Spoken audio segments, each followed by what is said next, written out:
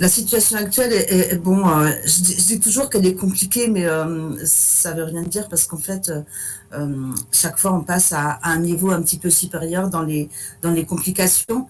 Voilà, on sort d'un week-end assez tendu avec deux maraudeurs en garde à vue ce week-end pendant 35 heures.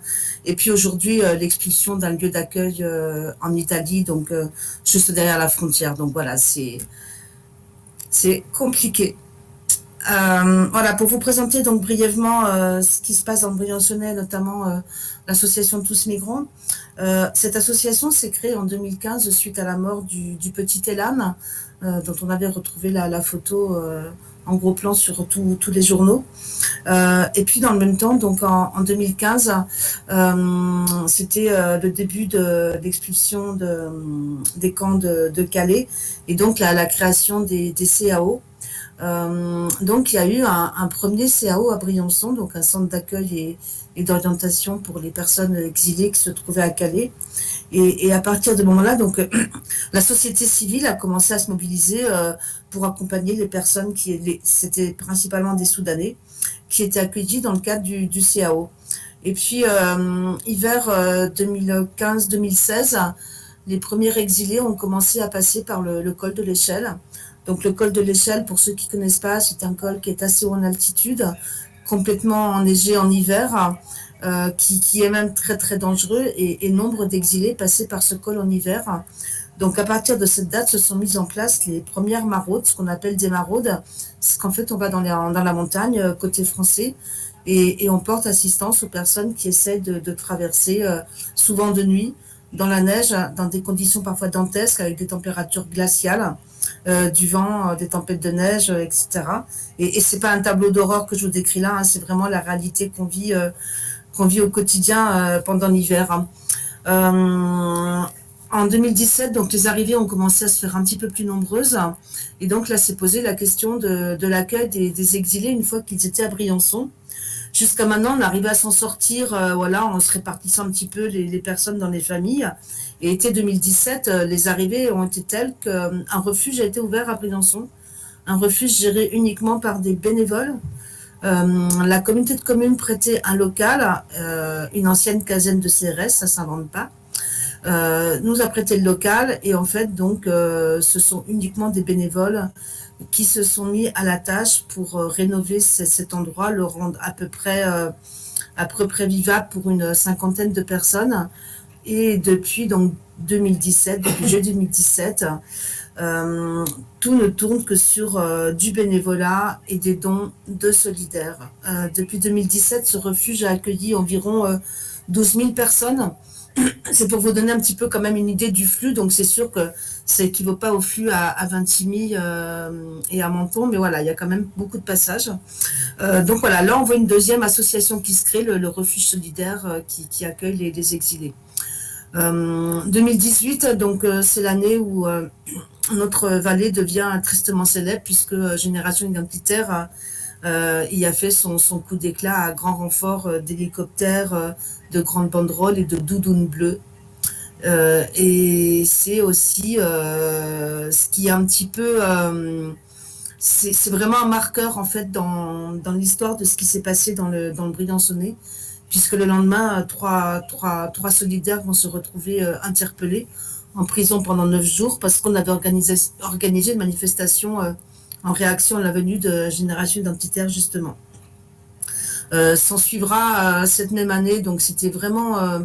quand je dis qu'aujourd'hui c'est compliqué, c'est vrai que je me rappelle cette époque, c'était vraiment tendu, puisque immédiatement, donc après la mise en détention des trois solidaires, nous avons eu 4 morts dans la montagne. Le premier, c'était Blessing Mathieu qui s'est noyé d'endurance. Le deuxième, c'était Alpha qu'on a retrouvé voilà, dans la neige, mort de froid, complètement perdu. Il y en a eu 2 autres après, voilà, dont un dont on ne connaît pas encore l'identité. Voilà, donc une année difficile, avec des procès, bien sûr, donc le procès des 3+4, le procès après d'autres maraudeurs, tous inculpés pour aide à l'entrée de personnes en situation irrégulière sur le territoire français. Donc difficile, mais en même temps, c'est vrai que ça nous a permis aussi de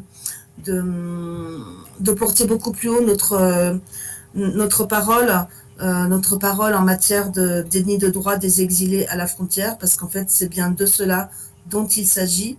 À cette frontière, les droits des exilés sont complètement bafoués. Le droit d'asile n'est pas du tout respecté. Personne ne peut demander l'asile à cette frontière. Les mineurs, jusqu'il n'y a pas longtemps, étaient systématiquement refoulés en Italie. Parfois, les conditions d'interpellation sont très brutales. Pas loin, vendredi soir, on a assisté encore une fois à une chasse à l'homme. Donc une chasse à l'homme, ça veut dire quoi dans la montagne? Ça veut dire que les exilés arrivent, donc ils sont dans des endroits un petit peu à l'écart du village de Montgenèvre. Et puis là, donc on voit tout d'un coup les motoneiges qui se mettent en route, les phares, les grosses lumières qui s'allument partout dans la montagne, et des hommes courir devant les motoneiges parce que c'est un réflexe, hein, pour pas se faire arrêter, ils courent. Et c'est vraiment un spectacle qui est absolument désespérant, désespérant parce que on sait que ces exilés qui vont être interpellés cette fois-là par les forces de l'ordre vont être refoulés en Italie, que demain ils vont réessayer de passer, qu'après-demain ils vont réessayer de passer. Il y a des personnes qui essaient de passer 5 ou 6 fois, et qu'au fur et à mesure des passages, pour éviter donc le contrôle à la frontière, à la Pape de Montgenèvre, ils vont prendre des chemins de plus en plus dangereux dans la montagne. Ils vont mettre leur vie en danger pour tenter de passer en France. Et ce sont des situations complètement absurdes, parce qu'en fait, tout le monde le sait, même les agents des forces de l'ordre, ce contrôle aux frontières ne sert à rien. Ce que nous disent les forces de l'ordre, c'est on retarde l'échéance. Donc en gros, on refoule les gens, on sait qu'ils vont revenir, mais on sait que de toute façon, ils vont revenir en prenant des chemins un peu plus détournés, en mettant leur vie en danger, et ça, tout le monde ferme les yeux. Aujourd'hui, donc on en est en 2020, il y a des maraudes quasiment tous les jours, de jour, de nuit. Nous avons établi un partenariat avec Médecins du Monde qui intervient aussi pour nous aider lors des maraudes, parce qu'il s'agit bien de mettre à l'abri des gens qui sont en danger dans la montagne, dans un territoire qu'ils ne connaissent pas, dans des conditions qui sont vraiment périlleuses, dans des conditions climatiques qui sont absolument extrêmes. Voilà, donc on essaye de faire ce qu'on peut pour que ces personnes arrivent en bon état à Briançon. Cela ne se fait pas sans difficulté, puisque, bon, vous le savez, il y a quand même pas mal de harcèlement à l'encontre des bénévoles. Et d'ailleurs, bon, je le dis un petit peu de manière humoristique, mais on pourrait presque faire un concours avec Utopia 56 pour le nombre de verbalisations pour non-respect du couvre-feu délivré. Je ne sais pas combien vous en êtes vous aujourd'hui, mais nous, on en a aussi un bon paquet. Voilà, donc c'est des verbalisations, donc en ce moment pour non-respect du couvre-feu, dans un contexte rendu encore plus, plus bizarre, puisqu'en fait les stations de ski ont été fermées cette année. Montgenèvre, c'est une station de ski, donc il n'y avait pas grand monde. Et la nuit, en fait, il y a 3 acteurs sur le terrain. Il y a les maraudeurs, il y a les forces de l'ordre et les exilés. Et donc, les exilés sont une proie encore plus facile pour les forces de l'ordre, parce qu'il n'y a absolument personne dans Montgenèvre passé 18 h ou 19 h du soir maintenant.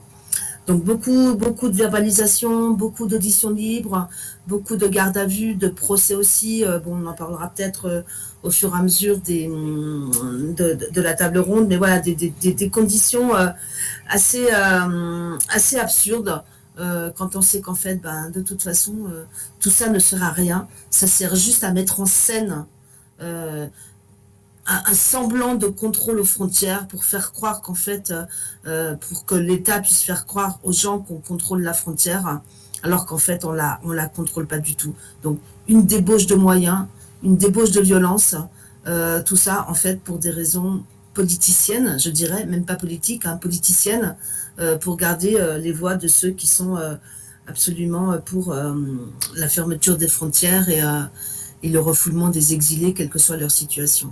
Bonsoir à tous, merci pour cette table ronde. Je crois qu'on a un peu le même parcours avec Tous Migrants. On est parti aussi de l'image atroce du Thaïlande bercé par les vagues en 2015, fin 2015. Donc cette photo a vraiment été un élan citoyen au niveau mondial et a pu permettre de faire naître des milliers, voire des millions d'initiatives au niveau international. L'idée, comme toutes ces assos qu'on pu se créer, c'est à un moment donné de se dire bon, qu'est-ce qu'on peut faire, qu'est-ce qu'on sait faire aussi, et qu'est-ce qu'on peut apporter. Nous, à Utopia 56, on est, nous, à la base, des acteurs de gestion de gros festivals et de très, très grand nombre de bénévoles. Je prends un exemple souvent, c'est le gros festival avec lequel j'ai travaillé pendant 10 ans, c'est les Vieilles Charrues, c'est 6500 bénévoles qui permettent justement de monter cette ville et grâce à ces volontaires, de pouvoir imaginer des projets complètement fous. Et cette solidarité citoyenne organisée peut permettre que ça soit à Briançon, à Paris, à Calais et dans d'autres régions de France, eh ben, une mobilisation citoyenne. Une mobilisation citoyenne qui a deux buts, qui a bien sûr un but de sensibilisation, déjà, dans un premier temps, de pouvoir imaginer que chaque personne peut et doit faire quelque chose. Et bien sûr, après, à nous de les accompagner au mieux dans justement ce qu'est-ce que je vais faire. Utopia 56, on est parti à 3, ma femme, mon fils et moi, et une amie, à 4. Aujourd'hui, on est 18 000 adhérents, c'est 200 bénévoles, c'est 22 salariés au moment où je vous parle, 500 hébergeurs. Et c'est surtout cette puissance citoyenne en marche, si je peux me permettre, qui contre un peu, comme j'ai 55 ans, je peux me permettre de dire en marche, je l'avais avant lui. Mais ce qui est important, c'est la mobilisation citoyenne. Moi, je pense que ce non-accueil, et c'est ce qu'on peut nous vivre sur toutes les antennes, et c'est un peu le reflet des 5 ans de notre expérience qui nous amène à penser comme ça, c'est que tout ça est bien organisé en non-accueil.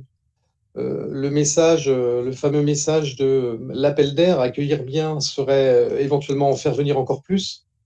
Donc bien sûr, cette France et cette Europe se sont organisées avec des budgets colossaux pour pouvoir imaginer créer une Europe forteresse et surtout passer un message à tous ceux qui veulent venir. Et regardez comment on vous accueille. Ne venez plus, c'est fini. Donc moi, je trouve que tout ça est bien organisé, en fait. La désorganisation sert bien sûr le message. Et je crois que nous, ce qu'on peut constater sur le terrain, que ce soit à Paris, à Calais, à Grande-Sainte, à Toulouse, à Rennes, et dans les autres antennes ou dans les antennes où on passe, voir ce qui se passe, c'est vraiment un, un travail de sape auprès des exilés qui ne pourront pas créer un futur en Europe. C'est le plan que l'Europe leur a préparé aujourd'hui, c'est-à-dire qu'en fait, avec ce règlement de Dublin et cette impossibilité d'avoir cette demande d'asile, ils vont passer des années et des années à errer et à jouer au ping-pong entre ces pays européens avec un seul objectif, la communication à tous ceux qui veulent venir et bien sûr à tous nos concitoyens. Et c'est là qu'on va surtout du côté de la réalité de la montée des nationalismes dans nos pays qui font faire à nos politiques n'importe quoi. Et c'est là que notre action, elle est importante. Elle est importante et elle a un impact réel de pouvoir rendre visibles ces invisibles. Le travail qui est mené à Briançon, à Paris, à Calais, de tous ces citoyens qui se disent à un moment donné, ça suffit. On a été élevé dans un pays. La démocratie, c'est quelque chose qui se défend tous les jours. Les droits humains et les droits des enfants et les droits des femmes et le droit de tout, en fait, c'est quelque chose qui se défend au quotidien. Nous ne sommes simplement que la continuité des défenseurs des droits de l'homme et des droits des enfants. Et nous devons, nous, en France, crier haut et fort sur ces valeurs qui ont soi-disant porté notre pays et qui aujourd'hui sont totalement piétinées, tout simplement, comme tu le disais tout à l'heure, à visée électoraliste. Donc, qu'est-ce qu'on a à faire? On a, nous, à nous organiser, à nous créer ces passerelles nécessaires qui feront que demain, entre ce qu'ils ont imaginé comme politique et le monde dans lequel on a envie de vivre, nous, de pouvoir imaginer le champ des possibles et un possible différent. Porter un message sur la migration différente, dire que c'est une chance pour nous et que ce monde a été construit comme ça. N'oublions pas que les plus gros migrants ou exilés du monde, c'est les Européens. On peut voir les chiffres. Hein. Comment se serait fait l'Amérique sans ces Européens? Comment se seraient fait tous ces pays? Donc on peut imaginer que ce discours, on peut l'inverser. On a une réalité, c'est qu'aujourd'hui, on est vraiment pris en étau, nous, citoyens, avec le devoir de faire vivre ces droits de l'homme et ces droits des enfants, et l'empêchement quotidien subi par une pression politique, un engagement policier très fort contre les bénévoles et contre les militants, et bien sûr contre les exilés. Et ben, tout ça, il faut qu'on arrive à le mettre en scène. Tout ça, il faut qu'on arrive à nous le documenter, vous le documenter, et continuer à imaginer qu'on peut faire les choses si on arrive à nous se donner la main, en fait. Et nous, le pari à Utopia 56, c'est ça. C'est que des centaines et des centaines de bénévoles peuvent construire des châteaux, peuvent construire des villes, peuvent construire un accueil. Et donc, nous, ça, on le porte très fort. Et on continue petit à petit à se déployer en sachant que cette problématique migratoire, ou, entre guillemets, cette problématique migratoire voulue et présentée comme ça aujourd'hui, existe depuis la nuit des temps. Qu'est-ce que nous avons à changer par rapport au discours nationaliste qui monte dans le monde entier? Ben, c'est simplement une résistance et s'organiser pour faire en sorte que le droit passe. Nous avons, nous, avec Utopia, pour objectif de bien sûr être au plus près des populations. Et la chose incroyable où on les empêche de rentrer d'un côté de la montagne et d'un autre côté on les empêche à Calais et Grande-Synthe de repartir vers l'Angleterre est une folie humaine qui sera un jour jugée par l'histoire. Cette Europe, c'est pas l'Europe qu'on a construite, c'est pas l'Europe qu'on a pensée. Aujourd'hui, l'Europe se trompe sur cette thématique migratoire, incapable de s'accorder sur 1 million à 2 millions de personnes qu'on pourrait largement incorporer dans nos pays. C'est une richesse, ne l'oublions pas, pour eux comme pour nous. Et nous, c'est ce message qu'on veut faire porter. Au vu des échéances électorales qui arrivent, avec ces régionales qui sont là, avec les présidentielles qui arrivent, bah, c'est continuer à mobiliser des bénévoles et surtout faire des actions de visibilisation. Parce que ce qu'il ne faut pas oublier, c'est quand même que ces gens ont des droits. Et la difficulté aujourd'hui que nous avons, c'est de les faire valoir. Donc, on a un énorme chantier devant nous. Moi, j'y crois. J'ai envie de rêver à croire que ce monde est possible et pouvoir imaginer aussi que cette force citoyenne n'a pas besoin de beaucoup d'argent pour agir, mais a franchement besoin d'un combat, c'est-à-dire le sens. Nous avons du sens en faisant ce que nous faisons. Aider son prochain, c'est pas religieux, c'est simplement humain. Je vous dis, on est tous avec ces droits de l'homme et ces droits des enfants et ces droits des êtres humains en nous, à nous de cultiver ça, à nous de résister. Et donc, nous, on organise des actions de réquisition. On a monté en parallèle de l'association Utopia 56 des gens qui sont sur des groupes et qui font valoir le droit, en fait, à la réquisition de logement. Et que, bien sûr, cette politique d'accueil de laisser dormir les gens dehors, que ce soit les exilés ou nos compatriotes qui basculent dans la misère, est tout simplement à vomir.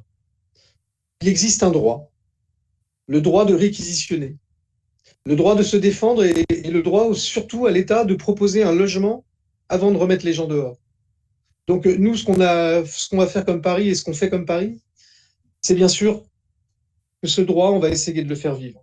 On va l'organiser dans les mois et les années à venir, région par région, de façon à ce que ces solidarités puissent se donner la main. Et imaginer que nous n'avons pas besoin d'eux pour créer cet accueil. Ça serait tellement plus simple si on était tous ensemble. Mais s'ils ne veulent pas de nous, on va s'en passer. Et par contre, on sera là pour dénoncer. La grosse action d'Utopia 56, c'est bien sûr le plaidoyer, documenter tout notre travail de façon à ce que ces faits soient compilés, travaillés, et de façon à ce que les procès puissent se mettre en place, tout simplement parce qu'il y a un moment donné, le droit est là. Et moi, je crois encore au droit, même si, bien sûr, c'est pas facile tout le temps. Il y a aussi des juges, des avocats qui sont avec nous et qui font valoir ces droits qui ont été écrits, qui ne sont ni plus ni moins que l'histoire des hommes et des femmes. Donc moi, j'y crois. Et j'ai envie de dire tout simplement que cette aventure d'Utopia ou cette aventure citoyenne, d'engagement envers l'autre, elle fait du bien, elle redonne du sens. Et puis à Utopia, pour tous ceux qui veulent venir, c'est aussi leur assurer que derrière, vous avez un cadrage. Vous ne serez pas tout seul à vous imaginer ce qu'il faut faire. On sera là pour vous aider, vous guider. Et bien sûr, vous laisser aussi penser et créer les idées de demain pour améliorer encore mieux. Voilà en gros un petit peu ce qu'est Utopia aujourd'hui et ce qu'on va essayer de rester. Bonsoir à tous, moi c'est Pauline, je suis cofondatrice de l'association What is That. Comme l'ont décrite la situation, comme Agnès et Yann ont déjà décrit la situation, c'est vrai que What is That c'est né de l'urgence de ces années 2015, 2016, 2017 et des campements parisiens. Comme Agnès l'a bien expliqué, en France il y a un passage de frontière qui se fait et rien n'est fait à la frontière. C'est-à-dire que les personnes ne sont pas prises en charge. Il n'y a pas de premier accueil. Normalement, ce qui est prévu dans le cadre du droit, on parle beaucoup de droit ce soir, mais c'est vraiment important, c'est que les personnes soient accueillies à la frontière, qu'on les mette dans un centre d'hébergement et qu'on leur explique la procédure. Ce qui se passe en réalité, c'est ce qu'a décrit Agnès. Et ce sont des personnes qui vont être récupérées par des associations, qui vont être aidées par des collectifs, qui vont rencontrer des compatriotes et qui vont essayer de trouver de l'information. Donc il y en a beaucoup qui vont aller à Paris, parce qu'en fait, voilà, Paris c'est la capitale, on a l'impression que c'est là que les choses vont se faire et que c'est comme ça qu'on va trouver des solutions. Et c'est comme ça que depuis 2015, il y a des gros campements qui se sont créés, parce que les personnes se sont dit, ok, à Paris, il y a du monde, je vais pouvoir trouver des solutions. Ce qui se passe, c'est que quand les gens arrivent à Paris, il n'y a pas non plus de choses qui sont mises en place et beaucoup de gens dorment dans la rue. Beaucoup de gens qu'on va croiser en maraude, et ça Utopia pourrait aussi le confirmer, vont nous dire que c'est la première fois qu'ils dorment dans la rue. Parfois après avoir fait un trajet en Europe de plusieurs mois, voire de plusieurs années, certaines personnes n'avaient jamais dormi dans la rue sur le trottoir avant, et c'est vraiment une de leurs premières expériences de la France. Donc ça c'est vraiment quelque chose dont il faut parler. Sur les campements parisiens en 2017, on s'est rendu compte qu'il y avait plein d'initiatives citoyennes. Il y avait des associations qui étaient présentes, plus récentes, plus anciennes, mais que l'information était très difficile à trouver. Les personnes ne savaient pas où aller, où manger, où se laver et comment déposer effectivement une demande d'asile. Parce qu'en fait, en France, les droits, ils commencent à minima à partir du moment où on a déposé une demande d'asile en préfecture. Comment faire pour déposer cette demande d'asile? Déjà, ça change tout le temps, et ensuite, on ne sait pas forcément. Donc en fait, deux étudiants, Marin et Clémence, ils se sont lancés dans un projet de compiler toutes les informations sur la procédure d'asile et d'en faire un guide complet qui soit adapté aux personnes exilées. Donc en fait, à partir du terrain, du besoin des personnes exilées et avec elles, on a mis en place un guide qui rassemble les conseils et les adresses utiles au quotidien. Donc on va avoir une page arrivée à Paris pour expliquer ce qu'on fait quand on arrive. On va avoir des pages adresses utiles avec les douches, la santé. On va avoir des pages procédures qui expliquent exactement comment faire pour faire une demande d'asile. C'est quelque chose de très concret avec un fort ancrage local. Ce guide, il y a deux choses importantes à savoir, c'est qu'il va être mis à jour tous les mois. On nous a beaucoup répété, oh là là, mais tous les mois, c'est quand même beaucoup. Mais en fait, il y a des choses qui changent tous les mois, vraiment tous les mois. Nous, on le met à jour, la loi va changer et les lieux, les adresses, les structures vont aussi changer. Il y a vraiment un fort enjeu. Par exemple, pour une personne qui est dans une procédure d'asile et qui a seulement 48 heures pour faire un recours contre son expulsion. Si elle n'est pas capable de trouver la bonne permanence juridique, eh ben elle va perdre ce droit de faire un recours et elle va se retrouver avec une décision d'expulsion qui va la mettre en danger, peut-être en danger de mort si elle est expulsée vers son pays. Donc nous, on est convaincus que la bonne information va permettre un bon accès aux services et va permettre aux personnes de mieux comprendre leur situation et de savoir à qui s'adresser.